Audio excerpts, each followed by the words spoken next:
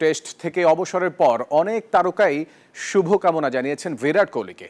এবার সে তালিকায় যুক্ত হলো একজন টেনিস কিংবদন্তির নাম। কোহলির দীর্ঘ ক্যারিয়ারকে একটা অবিশ্বাস্য ইনিংসের সঙ্গে তুলনা করেছেন নোভাক জোকোভিচ। ক্রীড়া জগতের দুই তারকা কখনো সাক্ষাৎ না হলেও বন্ধুত্বটা ঠিকই আছে।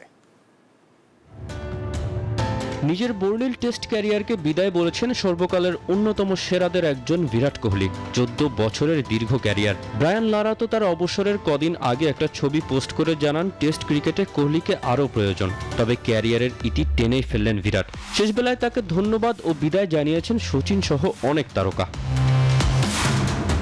এবার সে তালিকায় যুক্ত হলেন নতুন একজন। দুজনই ক্রীড়া জগতের উজ্জ্বল নক্ষত্র, শুধু খেলার ব্যাটেই তফাৎ। কোহলি ক্রিকেটার আর তার শুভাকাঙ্ক্ষী নোভাক জোকোভিচ টেনিস খেলোয়াড়। ইনস্টাগ্রাম স্টোরিতে কোহলির পোস্ট শেয়ার করে জোকোভিচ লিখেছেন, অবিশ্বাস্য ইনিংস। বিরাট কোহলি মূলত তার লম্বা ক্যারিয়ারকে একটা ইনিংস হিসেবে বুঝিয়েছেন জোকোভিচের সঙ্গে সম্পর্কের শুরুর গল্পটা জানিয়েছিলেন কোহলি। 24তম বান্ডেল থাকলে প্রতি সেনমানিতে টাকা বাঁচবে। বিকাশ সেনমানি বান্ডেল কিনে জিতুন প্রতি লেনদেনে।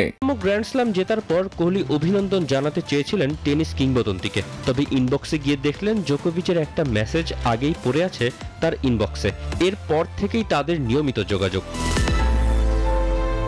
কোহলির অর্জনের প্রতি নিজের সম্মানের কথাও জানিয়েছেন জোকোভিচ। ক্রিকেটে নিজের স্কিল না বাড়িয়ে ভারতে গিয়ে লজ্জায় পড়তে চান না বলেও মজা করেছিলেন।